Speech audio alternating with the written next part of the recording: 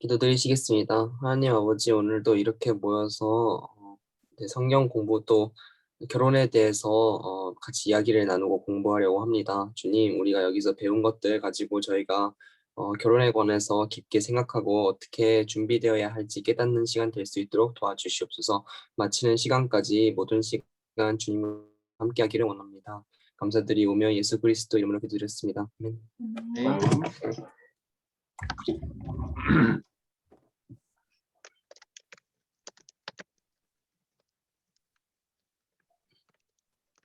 우리 자매들이 참여도가 좋네. 태연이, 유림이도 참여하면 좋은데. 오늘 하은이는 뭐 사진 찍으러 한다고 하고 좋을 수빈 아마 지금 카페 가고 있을 수도 있고 잘 모르겠어요. 그래? 아직 안 만. 톡으로 참여하라고 해. 이거 뭐 1년에 여러 번 하는 것도 아니고. 우리 대화 갈등 해소 6번째 만남, 대화 갈등 해소에 대해서, 대화법에 대해서 우리가 좀 배워보려 합니다. 연애 중에 있을 때, 또 결혼하고 난 이후에 어떻게 대화법을 가지고 상대방과 예비 배우자와 연애하는 사람과 대화를 하는지. 사랑도 훈련해야 되지만 대화도 훈련되어져야 돼요. 소리 잘 들려요? 네.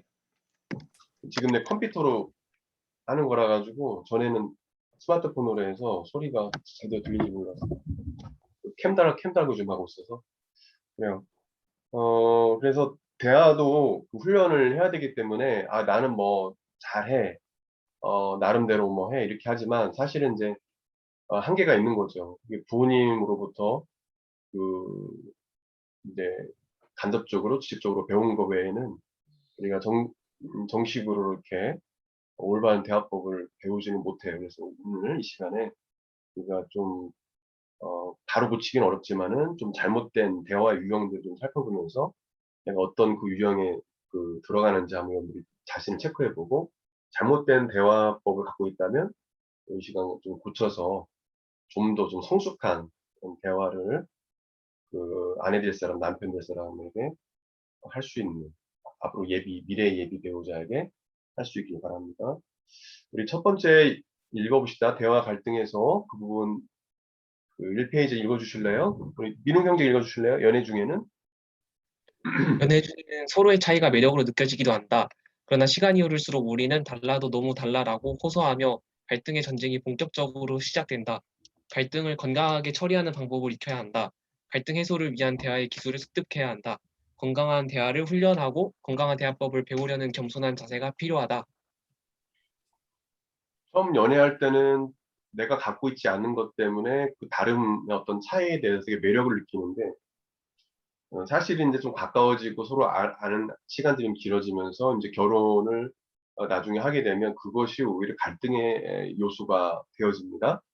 지금은 깨달지 못하지만 연애 중에는 모르죠. 왜냐하면 그런 것들이 매력적으로 느끼기 때문에 내가 말이 많으면 상대방은 말이 좀 적기를 바라고 내가 말이 적으면 상대방이 좀 말이 많길 바라고 그래서 이제 뭐냐면 그것이 되게 매력적으로 느끼는데 나중에 그게 또 어떤 갈등의 차이로 인한 갈등의 요소가 될 수 있기 때문에 대화법을 좀 배워야 합니다. 그래서 대화의 기본 법칙 보겠습니다. 이게 좀 오늘 길기 때문에 시간 안에 끝내려면 빨리빨리 좀 진행을 해야 될 것 같아서 간단하게 말하면서 중요한 것만 짚고 넘어갈게요. 대화의 기본 법칙을 같이 읽읍시다. 시작. 하나님은 말씀하시는 분, 대화하시는 분이시다. 같이 읽겠습니다. 하나님은 우리에게 대화의 능력을 주셨다. 진정한 대화를 나눌 수 있는 잠재력이 우리 모두에게 있다. 대화에는 기본적인 원칙이 있다. 하나님과 기도하는 게 대화죠. 하나님 우리와 대화하기를 원하시죠. 이게 커뮤니케이션이 항상 인간은 그렇게 창조되었기 때문에 대화를 통해서 모든 것이 지금 이 경제나 사회나 모든 게 이루어지고 대화가 끊어져 버리면은 이 나라가 또 이 전 세계가 움직이지를 않아요. 커뮤니케이션이 돼야지 SNS를 통해서 우리가 대화하잖아요. 소통하고. 대화가 없이는 안 되는데 기본 대화법이 있습니다. 그래서 우리가 전문 상담가를 통해서 그 크리스찬 상담가를 통해서 알 수 있는 세 가지. 첫 번째 보게 되면 같이 시작. 꼭 말하라. 말하라. 알아. 말하라. 우리 그냥 같이 읽으면서 가겠습니다. 좀 길기 때문에 내 생각과 같이요. 의견과 바람과 감정을 반드시 말하고 알려야 한다. 나의 마음을 상대방에게 알려주어야 비로소 상대방은 나를 이해할 수 있다. 네. 이게 지금 뭐 되게 중요한 부분이긴 한데 우리나라 사람들은 되게 좀 유교적인 영향을 받아서 우리 위 아버지 세대도 그렇고 할아버지 세대는 더 그랬죠. 뭐 중조 고조 할아버지는 더 그랬죠. 그래서 유교적인 어떤 사상을 갖고 있어서 나중에 우리가 또 배우겠지만 침묵하는 것, 말이 없는 것 자체가 뭐 미덕이라 생각하는 분도 있고, 그래서 남자가 뭐 말이 많으면 안 된다, 뭐 물론 중요한 부분도 있지만, 그러나 그래서 이제 아내가 화병이 걸리거나 대부분 여성분들이 유교적인 어떤 문화에서는 아내들이 여자분들이 화병에 많이 걸렸죠. 우리나라의 특유의 병이죠, 화병, 독특한 병이죠. 그러니까 남편은 같이 좀 소통하고 대화를 해야 되는데 대화를 제대로 하지 않지. 아내는 막 그냥 속이 미어 터지는 거예요. 대화가 안 되니까. 예전에는 남자들은 그냥 반복했거든요. 근데 그거는 시대와 상관없이 어떤 문화 상관없이 결혼할 사람과는 말을 많이 해야 돼요. 그래야 갈등을 줄일 수 있습니다. 그래서 나중에 더 깊게 보겠습니다. 그거는요. 더 구체적으로 들으면 어쨌든 간에 꼭 어떤 일이든 말로써 자꾸 풀어가려고 해야 되고 말을 해야 된다. 그것이 중요하다.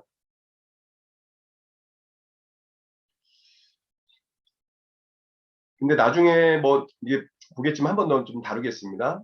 뭐냐면 좀 기분이 좀 안 좋고 좀 갈등의 어떤 이 불이 펴지게 되면은 말하기가 싫어져요. 그래서 이제 상대방이 어떻게 이야기하냐면 그만둬, 됐어, 딱 이야기하고 말을 딱 끊고 핸드폰을 끄고 그리고 이제 대화를 하지 않죠. 정말 화가 날 때는. 좋은 관계에서는 그렇지 않지만 어떤 말로 인해서 어떤 상황으로 인해서 오해가 돼서 오해일 수도 있고 잘못일 수도 있지만 그래서 뭐 기분이 너무 상해 있을 때 대화로 그것을 상대방과 풀어가려 하지 않고 됐어, 그만둬 하고 그냥 연락을 받지 않고 그냥 끝나는. 그래서 크게 문제가 되는 경우가 있다라는 거죠. 그러나 갈등이 생길 때는 꼭 말을 해라. 갈등을 말로써 적극적으로 풀어야 되고 쌓아두지 말고 갈등이 있을 땐 그날 풀어가는 거. 그래서 옛 배우자와 이제 결혼을 앞둔 사람이라면 어떤 갈등이 있을 때 그냥 토라지지 말고 말로써 상황을 좀 물어보고 대화로서 그것을 풀어가는 그런 대화법을 길러야 된다. 이거 이렇게 듣지만 쉽지 않습니다. 쉽지 않아요. 막상 그런 일이 생기면 잠적을 하죠. 그죠? 그런 경우가 있어요. 그래서 그렇게 하지 말고 대화로서 풀어가라. 이게 왜 중요하냐면 대부분 이혼하는 그 사유를 보게 되면 이제 그 단계가 있는데 지난번에 제가 얘기를 해주려다가 말았는데 그 단계에 보게 되면 첫 번째 뭐냐면 서로 비난을 하게 된다는 거예요. 비난. 여기 책에 나와 있지는 않지만 제가 목사님이 알고 있는 부분인데 서로 비난하게 되고 두 번째로는 이제 상대방이 나를 비난하니까 방어를 하게 되고 그러다 보니까 방어를 하려면 담을 쌓게 되고 벽을 쌓게 된다. 너하고 대화가 안 돼. 나중에는 뭐냐면 맨 마지막 단계는 경멸을 느낀다는 그 사람을 만나는 자체도 경멸을 느끼게 되고 그래서 나중에는 이혼을 한다는 거죠. 전문 상담가들이 이혼한 사람들 보니까 이 네 단계 비난, 방어, 담쌓기, 경멸 그래서 이혼을 한다는 거예요. 여러분 꼭 갈등이 생길 때는 담을 쌓지 말고 항상 물어보고 오해일 수도 있거든요. 나의 오해일 수도 있기 때문에 물어보고 오해는 풀고 만약에 문제가 있다면 또 상대방이 잘못한다고 할 수 있지 않습니까? 그리고 자신의 감정을 솔직하게 이야기해야 되고, 두 번째 보게 되면 기본 원칙은 좀 길어졌는데, 같이 시작. 시시콜콜한 것도 이야기하라. 첫 번째가 똑같은 부분인데, 읽어봅시다. 사랑하는 사람끼리는 같이요. 침묵은 금이다는 말이 통용돼서는 안 된다. 같이 읽어요. 침묵은 많은 오해를 불러일으킨다. 일부러라도 대화의 시간을 만들어야 한다. 우리나라의 속담에 보게 되면 침묵은 금이다라는 말이 있죠. 물론 그것이 어, 어느 상황에서는 옳은 말일 수도 있지만, 그러나 결혼을 앞둔 자들, 또 결혼 이후에 부부로서 삶을 사는 사람한테는 침묵은 금이다라는 말이, 언어가 이 말이 통하지를 안 된다는 거죠. 이것이 통용돼서는 안 된다는 겁니다. 사랑하는 사람끼리는 시시콜콜한 것도 이야기할 수 있어야 된다는 것입니다. 그래서 마음속 깊은 곳에 있는 실패감, 두려움, 그리고 수치심을 다 털어놓고 상대방에게 그럼으로 인해서 서로 격려하고 위로하고 또 희망을 주는. 왜 이게 중요하냐면, 연인 사이에 있었다가 뭐가 이제 갈등의 문제가 생겨서 자매가, 형제가, 어떤 여인이, 어떤 남성이 자살하는 경우를 뉴스에서 보게 돼요. 그냥 서로 갈등이 생겼는데, 그냥 그게 너무 충격이 커가지고 그냥 뭐 뛰어내린다든지 뭐 그런 경우가 있어요. 그건 뭐냐면, 대화로 풀려고 하지 않고 그냥 벽을 딱 쌓아두다 보니까 이게 해결이 되지 않으니까 답답해가지고 연락도 안 되죠. 그러니까 이제 뭐냐면 극단적인 선택을 하는 젊은이도 제가 기사를 통해서 보게 됩니다. 그래서 되게 중요하다. 시시콜콜한 것도 이야기해라. 그다음에 세 번째, 같이 시작.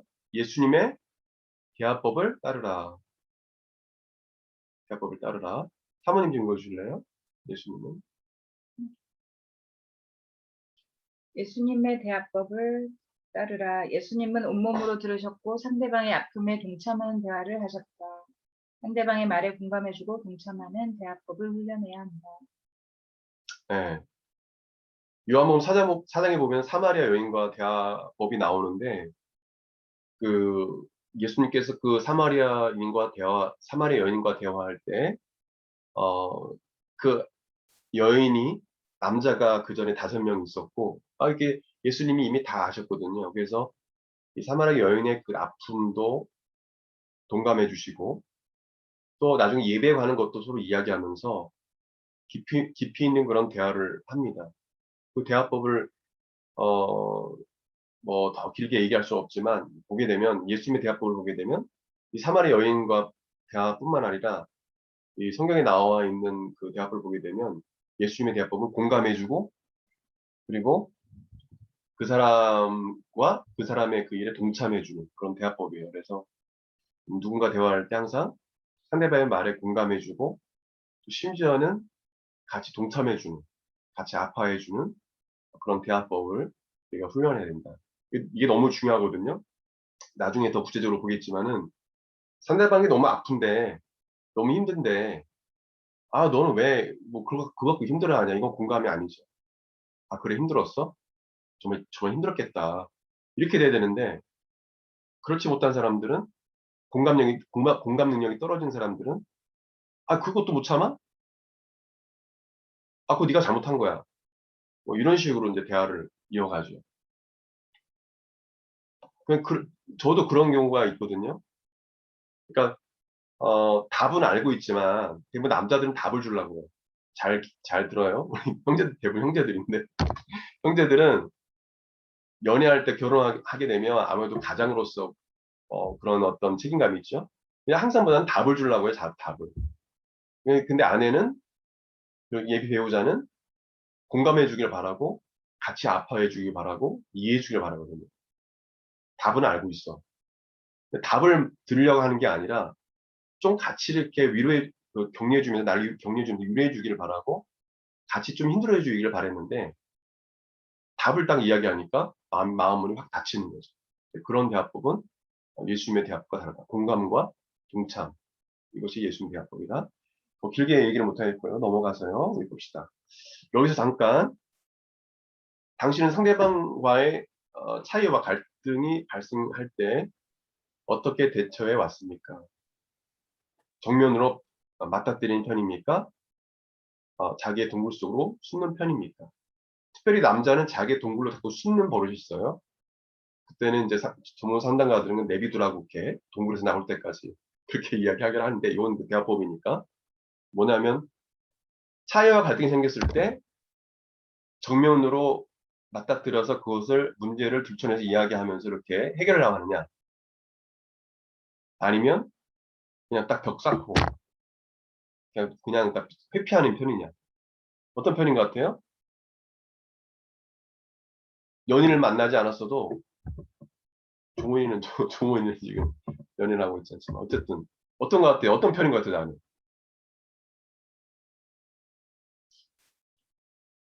종훈이 우리 몇 명 안 되니까 대답해봐요. 종훈이하고 민욱이. 나는 어떤 성격인 것 상대방이요. 같아? 갈등이 있으면은 해결을 하려고 하죠. 해결을 하고 대화로 네. 그럴 것 같아. 또 나는 이럴 것 같다라고 해도 돼 민욱이. 나중에 예비 배우자 생기면 내 기질을 아니까.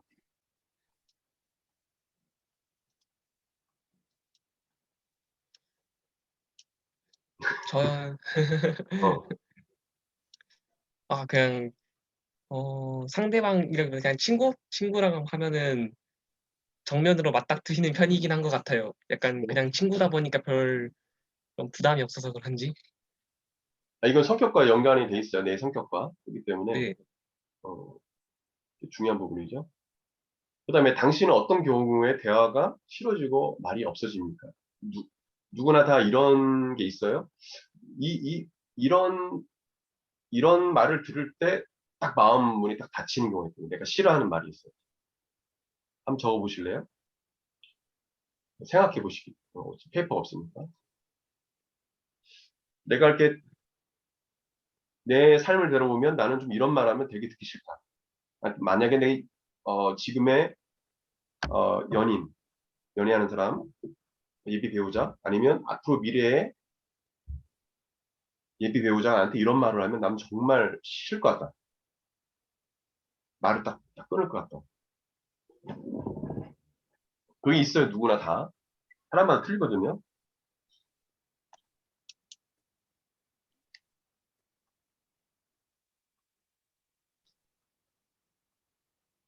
생각했어요? 사모님은 어떤 이런 말을 들으면 좀 마음문이 닫혀지는 거예요. 음, 사람에 따라서 좀 다른데 음, 잘 리스너형, 그러니까 내 말을 잘 평소에 잘 들어주는 사람이라고 했을 때는 이렇게 모든 얘기를 다 하게 돼요. 근데 말을 했을 때 듣기 싫어하는 유형들이 있잖아요. 네, 인간관계 속에서 그런 사람한테는 그냥 처음부터 말하기 싫죠. 음. 말을 좀 잘 안 들으려고 하는 사람들, 그지? 음, 음. 음. 우리 민욱이는 저는, 이 말을 제일 싫어해요. 그 남들은, 또는 다른 애들은 하면서 시작하는 말들? 남 아, 비교하는 거. 아니, 비교라기보다는 말의 근거가 음, 다른 친구들 다 대부분 다 이렇게 하는데 우리도 해도 되는 거냐 이런 식으로 음. 약간 막 직접 얘기하죠. 무단횡단이라든지, 네, 무단횡단을 하지 말아야 된다든지 아니면은 뭐 실습 돌다가도 그래도 이거 좀 해가자 이런 식으로 하는데 다른 애들도 그냥 다 째던데 이런 식으로 말하는 거. 음, 남들 다 하는데 뭐 너는 왜 그러냐 뭐 네, 이런 식으로. 그러면 이제 막, 더 이상 그 설득할 그런 게 없어져 버려가지고. 음. 이 사람마다 다 틀리다니까. 음, 종원이는 말 듣기 싫은 말 하고, 저는 듣기 싫은 말은 아니고 그냥 어, 대답을 건성으로 하면은 성의가 없으면은 아주 말하기가 싫습니다. 상대방이, 네. 음, 다 틀리다니까, 사람마다. 목사님. 목사님 직업이 목사다 보니까 사역하면서 별의별 성격을 만났기 때문에 그런 건 별로 없는 것 같아. 그냥 다 받아줘야 된다? 그런 것 같아. 아무리 생각해도 떠오르지는 않는데 굳이 뭐 한다고 하면 이게 사람을 좀 무시하는 말? 이게 목사님 되게 교만한 사람을 되게 좀 싫어해. 그러니까 좀 잘난 척하고 그런 사람들 좀 그런 게 좀 싫더라고요. 그러니까 뭐 하나님도 똑같이겠지만 목사라 그런지 다른 건 모르겠지만 이게 왜냐하면 그것이 큰 타격이거든 성도한테는. 그러니까 교만하게 행하거나 교만하게 말하거나 이런 거는 직접 말을 하지 않지만 되게 우려가 되고 걱정이 돼. 그리고 교만한 사람과 대화할 수가 없어. 대화를 하면 대화가 안 돼요. 그래서 그런 부분이 있어요. 저는 그런 거 있는 것 같아요. 그래서 여러분들이 자신이 정말 싫어하는 부분들을 솔직하게 이 배우자한테 이야기하는 게 중요합니다.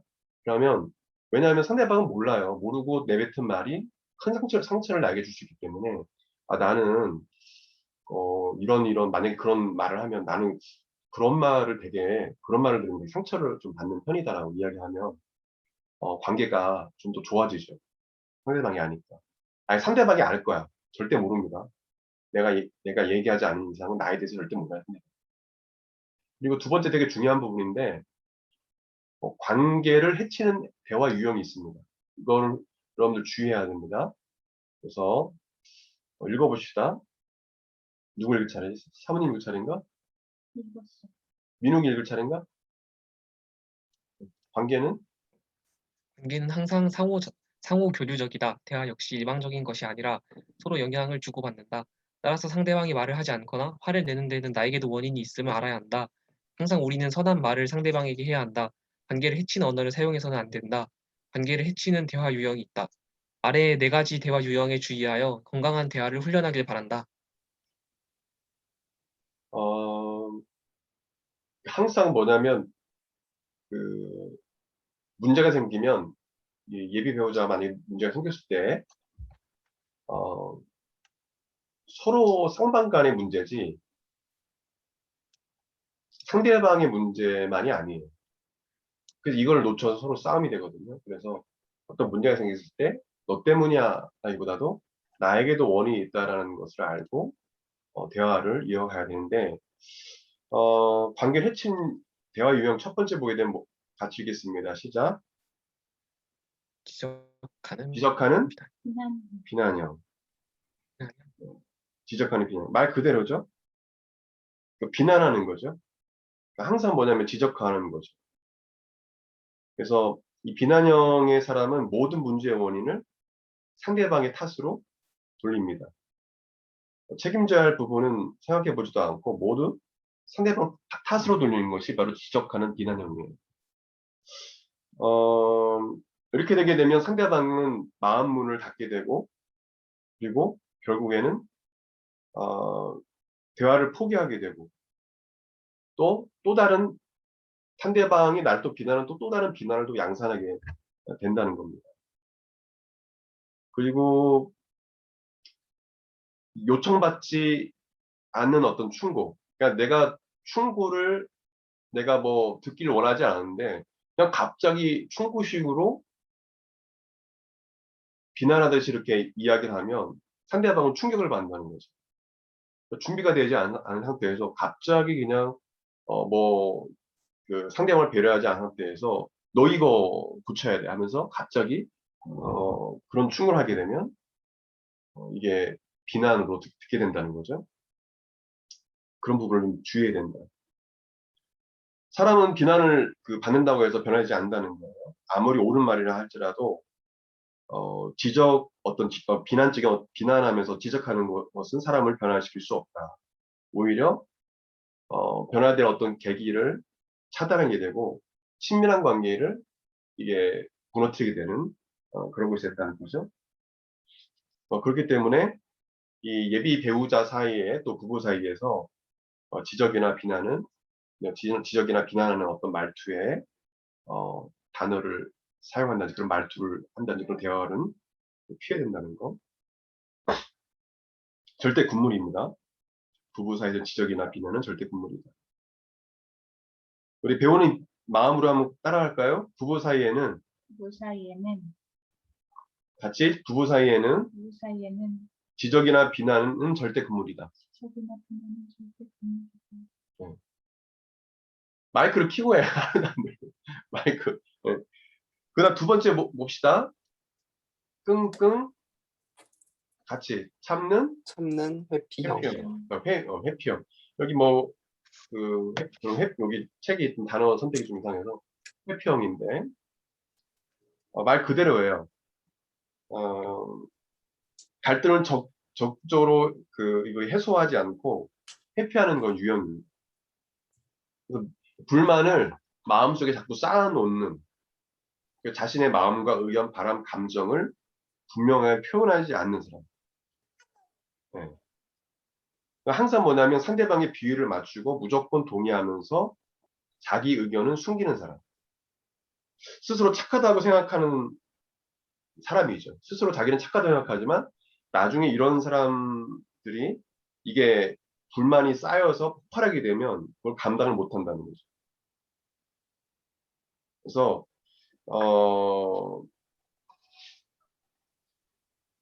결혼한 지 10년 넘도록 한 번도 싸운 적이 없다는 어떤 그 부부를 이 저자가 만난 적이 있다고 합니다. 근데 알고 봤더니 서로가 뭐냐면 대화가 잘 돼서 그런 것이 아니라 한쪽이 그냥 그거를 다 참고 쌓아놨던 거예요. 마음속에는 그냥 뭐냐면 이 속이 문드러진 거예요. 속이 썩은 거예요, 완전히. 골마 터져버린 거예요. 근데 뭐냐면 상대방은 몰라. 아, 우리는 싸우지 않고 참 잘 살았다. 그래서 여러분들 보게 되면 어떤 이런 경우 있어요. 잘 살아오다가 갑자기 60이 됐는데 갑자기 이혼하자는 거예요. 여러분 그런 기사 보죠. 그런 기사도 너무 신문을 통해. 상대방은 상대방은 깜짝 놀라는 거야. 이제까지 싸움하지 않고 별로 싸우지 않고 잘 살아왔는데 갑자기 남편이 이혼하자는 거예요. 서로 대화를 했더니 이제까지 참아왔다는 거예요. 저는 직접 그걸 본 적이 있어요. 너무 놀래더라고. 충격받더라고, 그 남편이. 아내가 이혼한다고 하니까. 그래서 어떻게 잘 해결해서 사과하고 자기는 몰랐다고 하면서 풀었어요. 그래서 다시 화합이 됐어요. 참 그런 걸 보면서 대화가 너무 중요하다. 그냥 뭐 나중에 여러분 결혼하면 알겠지만 그냥 아내가 참는다고 또 남편이 참는다고 참는 것이 아니라 그렇게 하면 안 되고 회평이 되면 안 되고 있는 거 다 풀어서 이야기하고 진정한 대화를 자꾸 시도하는 것이 중요하다.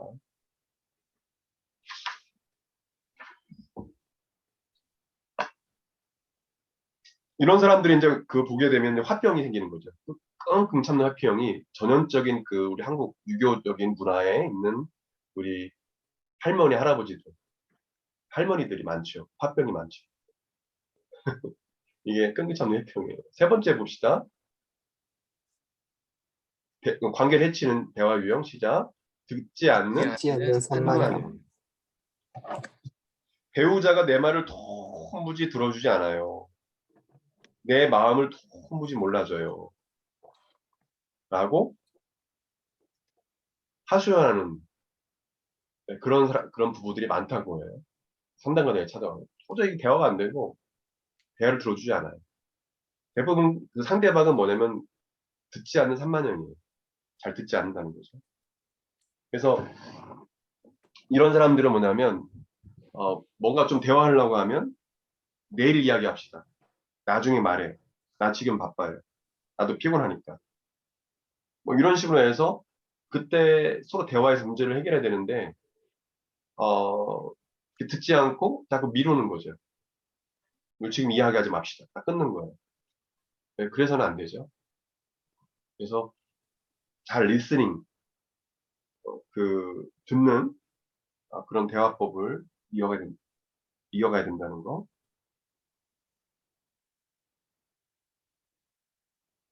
그리고 어떤 사람들은 대화를 이렇게 막 한참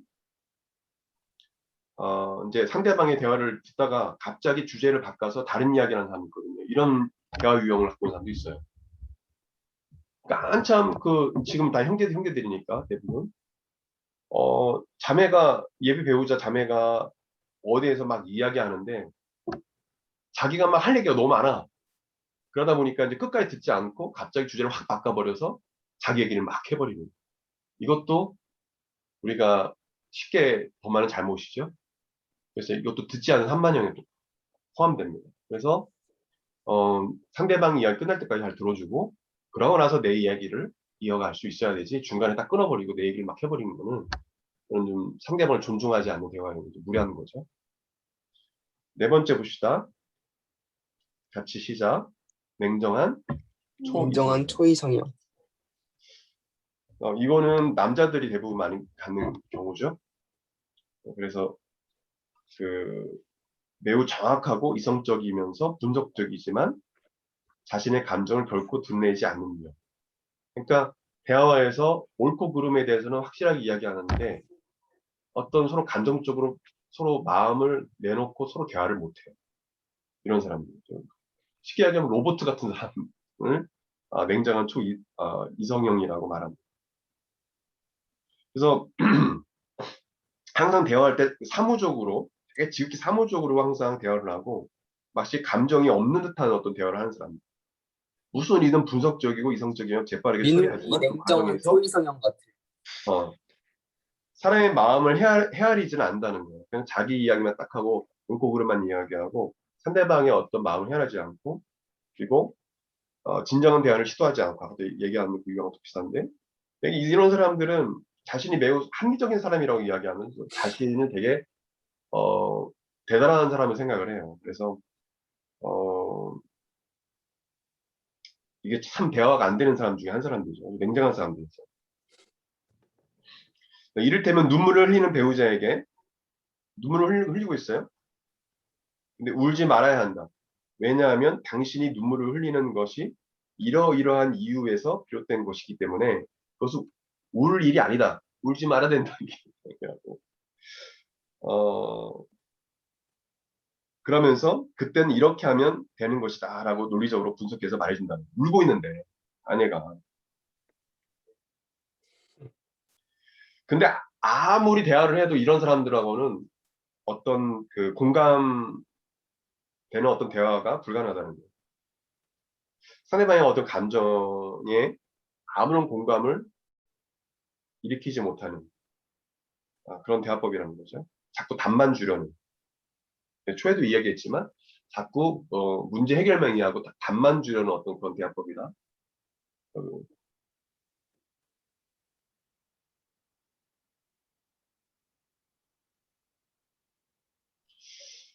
그리고 이런 그 지금 냉정한 초이성형을 갖고 있는 대화법을 갖고 있는 사람들 같은 경우에는 감수성을 개발하는 노력을 많이 해야 된다는 것입니다. 그래서 사랑하는 사람에게 자꾸 판단하고 이성적으로 판단하고 뭐 설명하는 것을 이렇게 그런 어떤 의도를 멈추고 이렇게 감정을 좀 드러내서 대화하는 어떤 그런 것을 그 연습을 해야 된다는 거예요. 이런 사람들은 대화하기가 좀 어렵다. 여기서 잠깐 봅시다.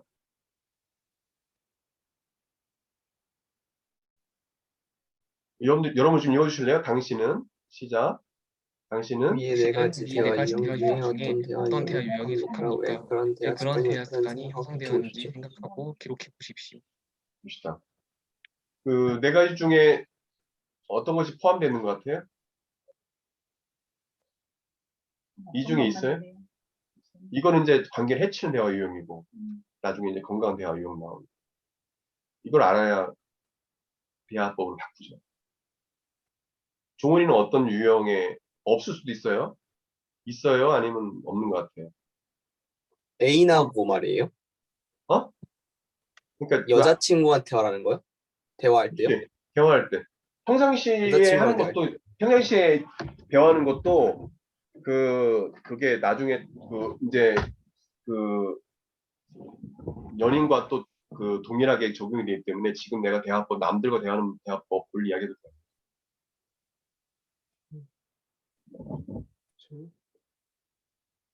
거의 저는 카멜레온형입니다. 바뀌어 자꾸? 네. 사람에 따라서 바뀌어요. 그런 것 같고. 그래도 이 중에서 많이 이렇게 많은 부분은 퍼센티지를 차지하는 부분은 없어? 그냥 갈등하면은 참는 편이죠. 참는 편. 끙끙 네. 좀 참는 편. 끙끙은 아니지만 참는 편. 네. 그리고 민욱이는 저는 4번. 냉정해요, 냉정한 민욱이. 소이성. 너무 냉정해요. 공감을 안 해요.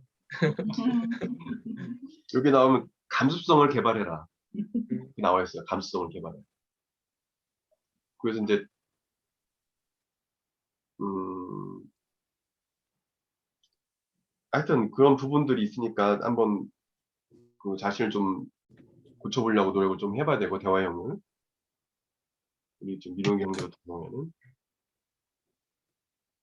목사님들이 포함하는 공감을 했죠. 부분이 있어요. 하여튼가 있습니다. 사모님도 있을 거고 다 있는데 여러분들 한번 생각해 보세요. 이 중에서 포함된 부분이 많은 퍼센트를 차지하는 부분이 있어요. 이걸 고쳐야 합니다. 이 네 가지는 관계를 해치는 대화를 통해서 관계가 진전돼야 되는데 오히려 관계를 해치는 거기 때문에 이걸 잘 숙지해서 부족한 부분을 좀 캐치하고 대화법을 좀 개선해야 됩니다. 아시겠죠? 뭐 종훈이는 카멜레온 식으로 이렇게 한다지만 좀 민욱이는 냉정한 초이성형이기 때문에 되도록이면 이렇게 감정 표현을 잘하는 네. 내가 지금 지금 내 감정이 이렇다라고 이야기할 수 있는 어떤 그것이 좋은 거죠. 그리고 상대방의 상황, 상대방 어떤 걸 이야기할 때 나중에 그 대화법을 이야기하겠지만 뭐 예전엔 제가 그 세미나 참석했을 때 ABC 화법이라고 있어요. 그래서 상대방이 이야기하면 상대방이 A를 얘기하면 내가 또 A를 그걸 덮어서 요약해서 이야기하면서 그랬어? 이렇게 이야기할 수 있어야 되는 거죠. 아빠 너 학교 갔다 왔어. 학교 갔었는데 학교에서 이런 일이 있었어. 근데 내가 좀 이랬어. 그럼 나 이제 지한테 너 학교에 갔었었어. 아니, 학교에서 누가 이렇게 만났는데 이런 일이 있었어. 이런 감정이었어. 너 힘들겠다. 이게 이제 ABC 학벌인데 그런 것이 없이 그냥 그냥 답만 주려고 하고 어? 그냥 로봇처럼 대화하면 안 되지. 일단 그런 부분들을 잘 캐치해서 대화법을 좀 상대방을 고려해서 하시기 바랍니다. 당신의 대화 습관 때문에 상대방이 어떤 좌절을 겪어왔을까요? 한번 헤아려보고 되돌아보는 시간을 가십시오. 나의 대화법으로 인해서 그 부모님이 또 예비 배우자가 아픔을 겪을 수도 있어요. 그런 대화법이 있을 수 있습니다.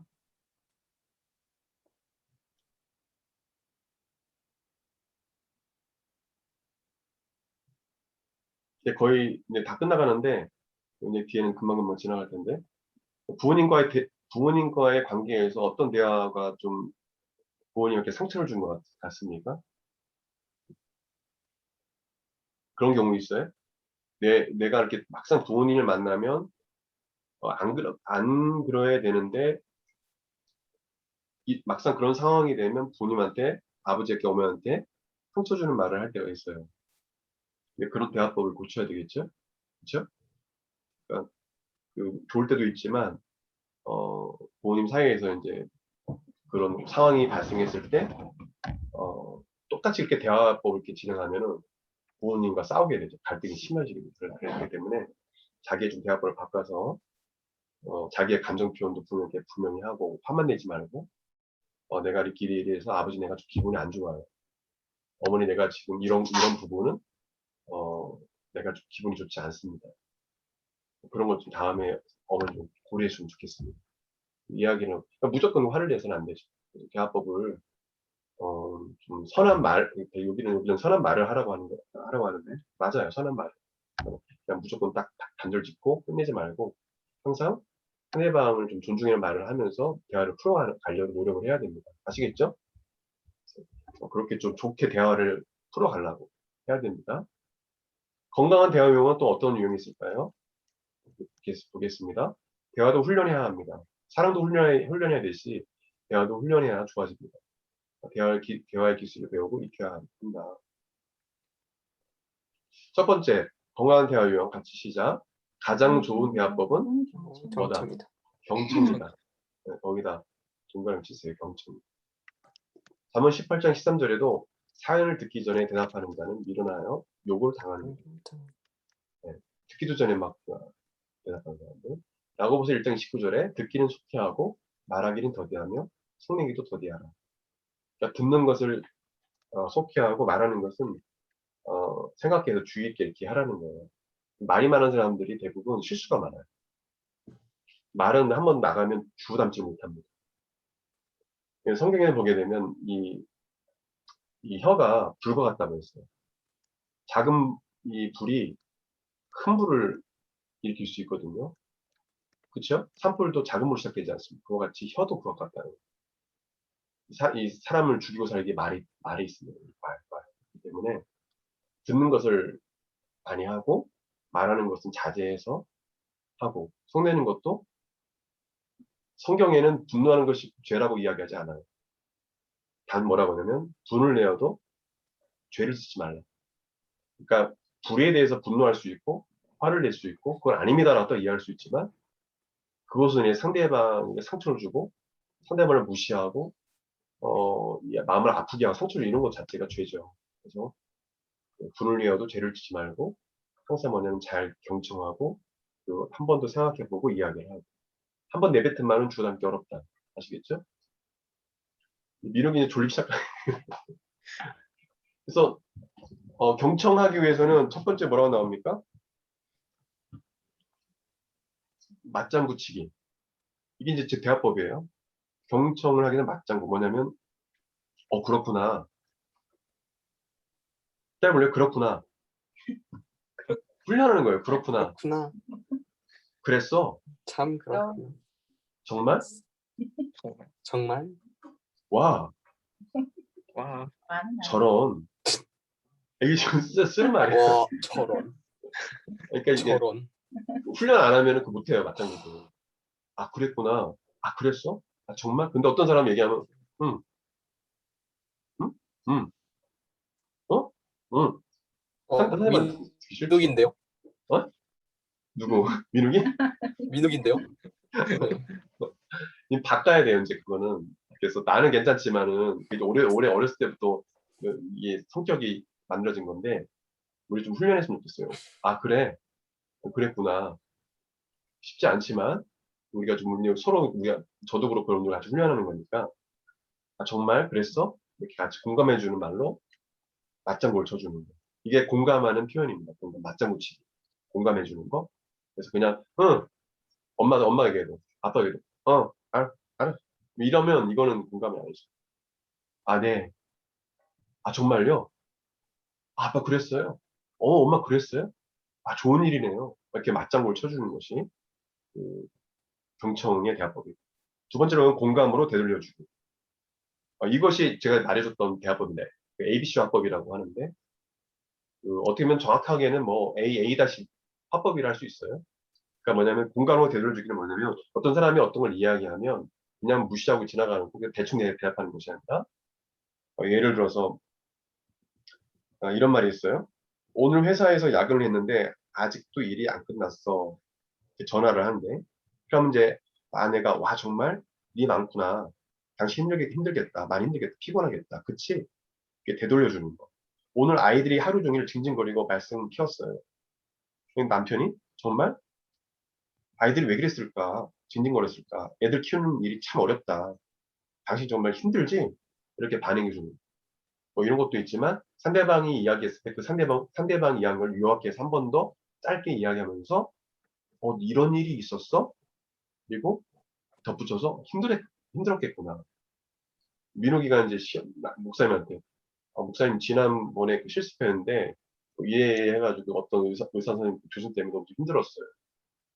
아 힘들었어요. 한 목사님이 아 그래? 그때 그 교수님 때문에 힘들었었어. 한 번 더 이야기해 주는 거죠 말로. 그냥 그래? 이게 아니라 얘기해 줘. 아 되게 너무 힘들었겠구나. 이렇게 상대방 감정 공감해 주면서 그 사람에게 되돌려주는 공감을 되돌려주는 거 그것이 경청입니다. 매우 중요합니다. 아시겠죠? 이거는요, 모든 가정 상담학자들이 많이 훈련하는 거예요. 네. 저는 개인적으로 AA-화법이라고 저도 개인적으로 명칭해서 제가 이렇게 하고 있는데 ABC 화법이라고 합니다. 상대방의 말을 한 번 더 요약해서 공감해주는 말을 하고 되돌려주기. 두 번째로 보게 되면 그 성공적인 관계를 이어가기 위해서 갈등 해소하기 위한 건강한 대화법, 바로 나인 메시지, 나 전달법입니다. 같이 읽까요? 나 전달법, 자기 자신을 잘 표현하라. 표현하라. 상대방의 이야기를 잘 들어줄 뿐만 아니라 자기 자신을 잘 표현하는 것도 건강한 사람의 특징입니다. 그러니까 잘 경청하는 것도 건강한 대화고, 그냥 그렇다고 해서 말을 자꾸 안 하고 그냥 듣기만 하면 안 되고요. 자기의 어떤 감정도 잘 표현하는 것도 나의 메시지를 그 사람에게 정확하게 그 사람이 이해할 수 있게끔 전달해 주는 것도 그것도 훈련이 돼야 돼요. 그럼 이거 훈련 안 되면 정말 어렵죠. 싸움 나요. 진짜요. 상대방에게 알아듣게 이야기해야 되는데 상대방도 무슨 말하는지 못 알아듣겠고 나도 뭐 정리가 안 돼. 이러면 안 되고 정확하게 내 의사를 이야기를 해줄 수 있어야 돼요. 자기 표현을, 이것이 바로 나 전달법이에요. 첫째로 보게 되면 발생한 상황이나 사건을 정확하게 표현하며 전달합니다. 이런 일이 있었다. 이런 상황이었다. 둘째로, 첫 번째 이 구문의 연이어서 그러한 상황에서 느낀 자신의 감정을 진솔하게 전달합니다. 그러니까 상황, 두 번째, 첫 번째는 상황을 정확하게 전달하고 두 번째는 그때 느꼈던 감정을 두 번째로 이어서 이야기해야 됩니다. 어떤 사람은 상황만 이야기하고 자기 감정은 이야기하지 않는 사람, 이런 일이 있었다고 딱 끝내버리고, 그럼 상대방은 그런 일이 있었네 하고 끝나요. 네? 상황을 이야기하고 그다음에 그 상황에 맞는 상황을 겪었을 때 생겼던 감정, 어려움 이런 것들을 이야기해야 됩니다.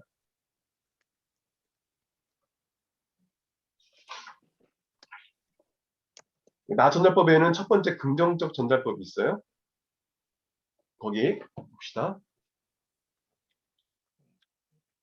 누가 읽어주실래요? 긍정적 나 전달법.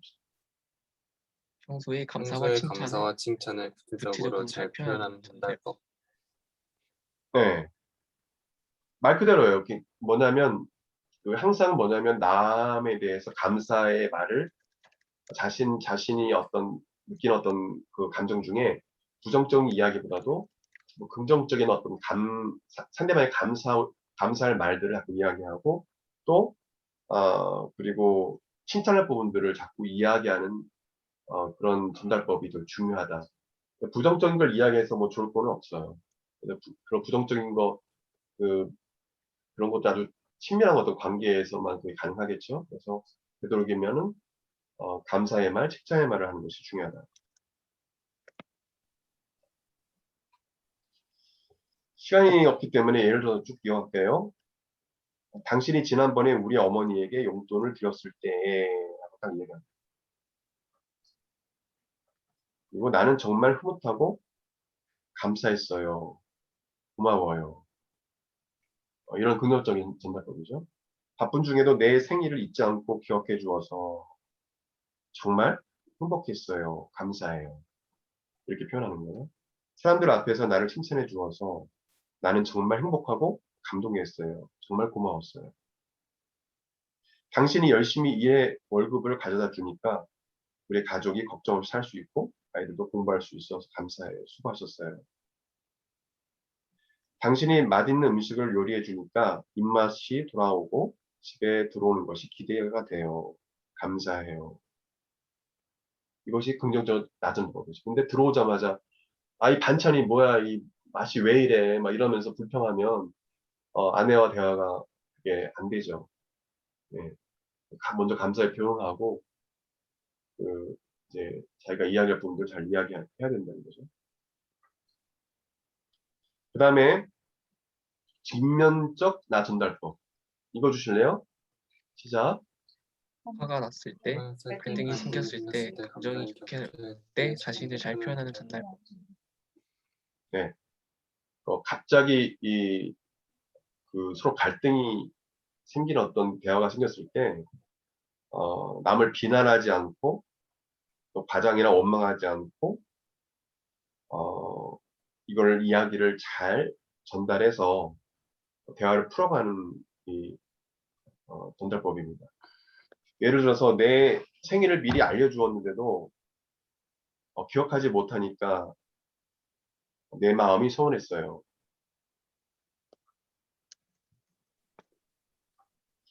나를 중요하게 생각하지 않는 것 같아 슬펐어요. 이렇게 그 감정을 이렇게 표현하는 거죠. 그러니까 이게 분노하기보다도 솔직한 내 감정들을 선한 말로 이야기하는 거예요. 생일을 못 챙겼을 때, 그죠?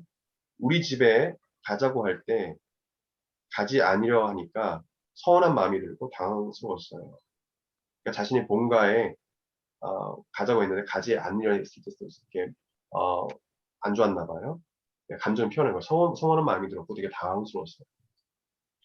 아까 사람들 앞에서 나를 놀리는 식으로 말했을 때 좀 화가 났어요. 나의 인격이 존중받지 못하는 것처럼 느껴졌어요.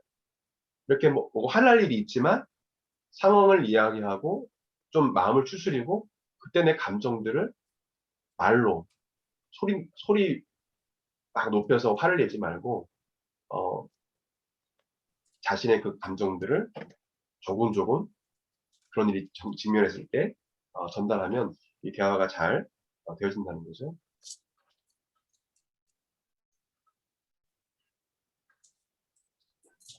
그 다음에 마지막 살리는 말, 죽이는 말 봅시다. 살리는 말, 죽이는 말. 말 한마디가 사람을 살릴 수 있고 죽일 수도 있다. 돼 있는데 말씀 읽어볼까요? 죽고 사는 것이 같이 읽겠습니다. 시작. 고 사는 말. 것이 혀의 혀의 힘에 달렸나니 달렸나니 혀를 쓰기 좋아하는 자는 혀의 열매를 먹으리라. 이어서 온순한 혀는 곧 생명나무이지만 폐역한 혀는 마음을 상하게 하느니라. 이와 같이 시작. 이와 같이 작은 지체로되 큰 것을 자랑하도다. 그가 보라 얼마나 얼마나 작은지 얼마나 많은 나무를 태우는가. 혀는 곧 우리요 우리의 세계라.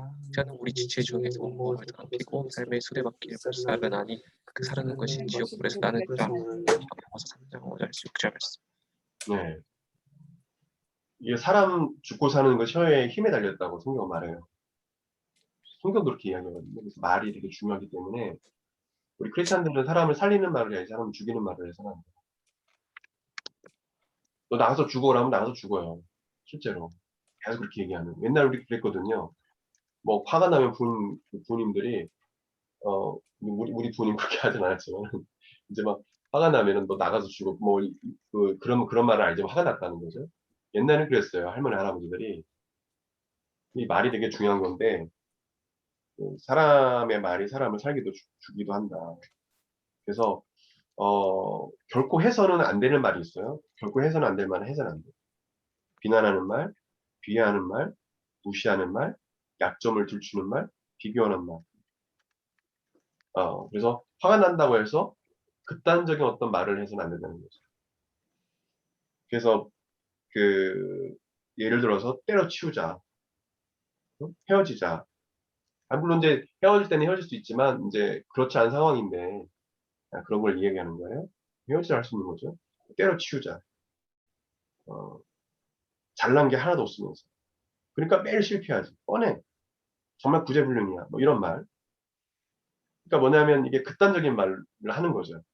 이런 부부들이 뭐 이혼하자. 자꾸 이혼하자 하면 이게 해서는 안 된 말인데 그렇게 하게 되면 그 부분이 이혼합니다. 그러니까 뭐냐면 화가 났다고 해서 대화로 이걸 잘 풀어가야 되는데 막 상대방 마음에 막 빗을 꼽는 등에 막 칼을 꼽는 막 그런 말을 해요. 그러면 이 상대방은요 진짜 칼에 맞는 듯한 느낌을 갖는다고요. 진짜로. 그렇기 때문에 사람의 마음에 정말 마음을 아프게 하는 극단적인 말을 해서는 안 되고 사랑은 무례하지 않는 것이 사랑이라고 우리가 들었지 않습니까? 그래서 상대방의 인격을 존중해주는 그런 말, 선한 말을 상대방을 살리는 말을 해야 된다. 그래서 이런 건강한 대화법을 가지고 우리가 살아야 합니다. 그래서 이렇게 좀 마무리하고요. 혹시 여러분들 질문 있어요? 저번에 뭐 둘 다 음, 경청을 하라 그러는데 둘 다 경청하면은 둘 다 말을 안 하게 되면은 대화가 안 되잖아요. 그러면 안 되지. 그럼 서로 사실은 서로 이게 좀 안 맞는 거지 사실.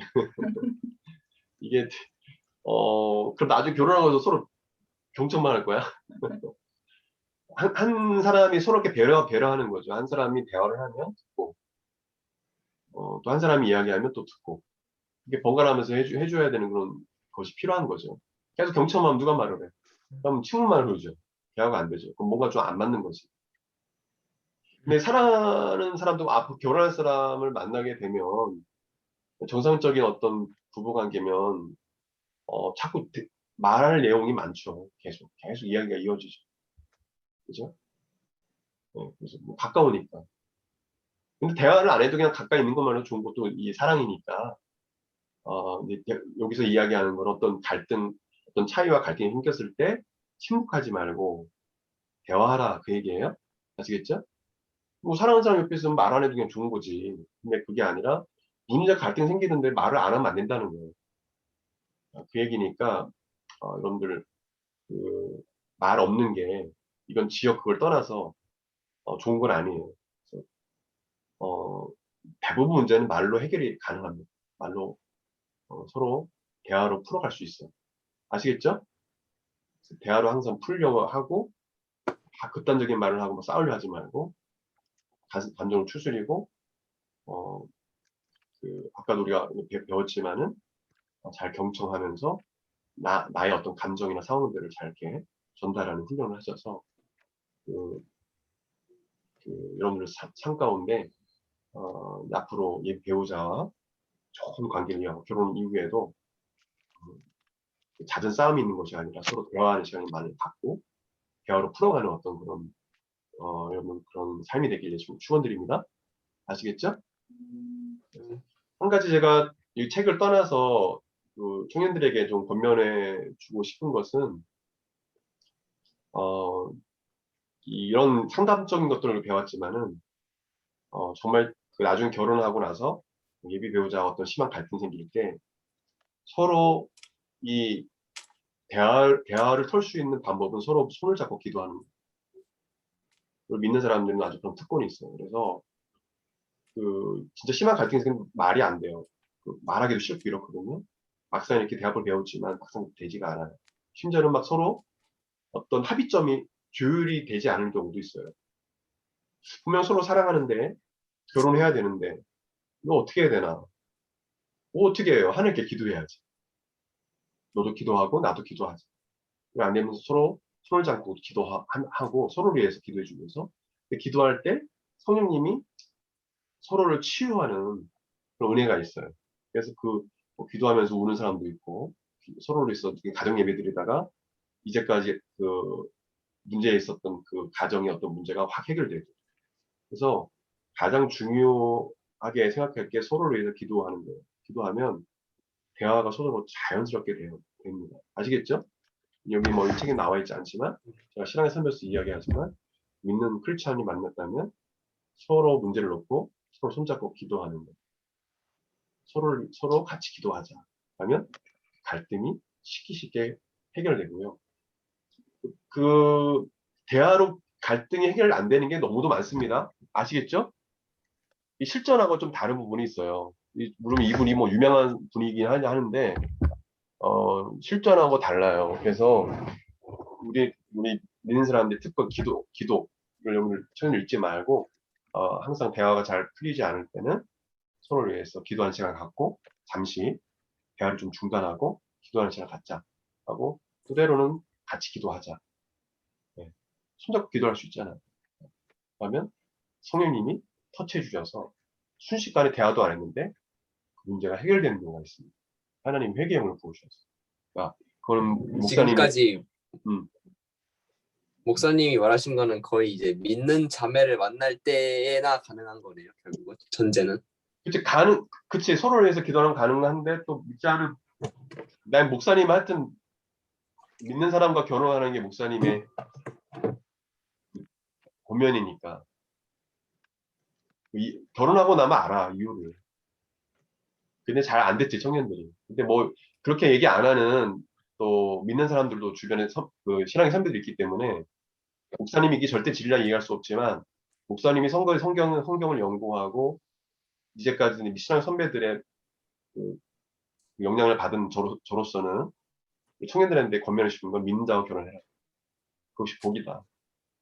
굳이 안 믿는 사람 멍해를 같이 해서 괜히 힘들어하지 말고 안 믿는 사람하고 결혼해가지고 그 거의 막 여생을 평생 고생하다가 산 사람도 있어요.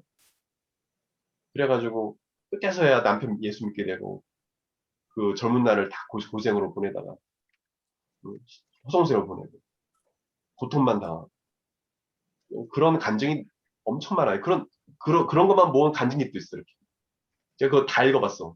청년 때 기회가 있어가지고 근데 그런 간증이 또 있어. 너무 많아. 그러니까 믿는 사람과 결혼하고 그것이 주 기본 그것으로 삼고 하나님의 특별한 은혜가 있을 수도 있겠지. 또 안 믿는 사람 결혼하기 위해서 그 사람을 구원하고자 하는 계획도 있을 수 있지만 어쨌든 간에 기본적으로는 믿는 사람과 결혼을 하려고 하면 좋습니다. 그건 자기 선택이 하지만 또 목사님 입장에서는 여러분들 어쨌든 복을 받기를 원하고 또 가정이 행복하기를 바라기 때문에 되도록이면 신앙 좋은 사람과 만나서 가정을 이루길 바라죠. 아시겠죠? 네. 예. 이거 얘기해도 안 듣는 자매들도 있고 그래. 형제들도 있고. 그건 자기가 경험해 봐야지 뭐. 얘기해도 뭐 안 듣는데 어떻게 할 수 없지. 이게 다른 거예요. 아민 사람하고 영이 죽었는데 다른 거예요. 영적으로 대화가 안 돼요. 신앙적으로 대화도 안 돼. 거기서 딱 막힘이 딱 오는 거예요. 예? 돈에 대한 가치관도 틀리고 세상을 바라보는 가치관도 틀리고 완전히 틀려요 이게. 그렇기 때문에 그게 중요하다. 이렇게 마무리할게요. 마무리합시다. 네. 우리 사모님 기도해주고 주기도로 마무리하겠습니다. 두혁이 나갔네? 기도합시다. 아버지 감사합니다. 귀한 모임을 통해서 저희들 깨달은 것들 지식으로 그치지 않고 잘 앞으로 실천하며 행복한 인생을 저희들 살아갈 수 있도록 성령 하나님 함께하여 주옵소서. 또 시작되는 새로운 한 주간 우리 사랑하는 청년들 성령님과 동행하며 승리하는 한 주간 될 수 있도록 함께하여 주옵소서. 아멘. 감사를 드립니다. 귀하신 예수님 이름으로 기도합니다. 아멘. 아멘. 네.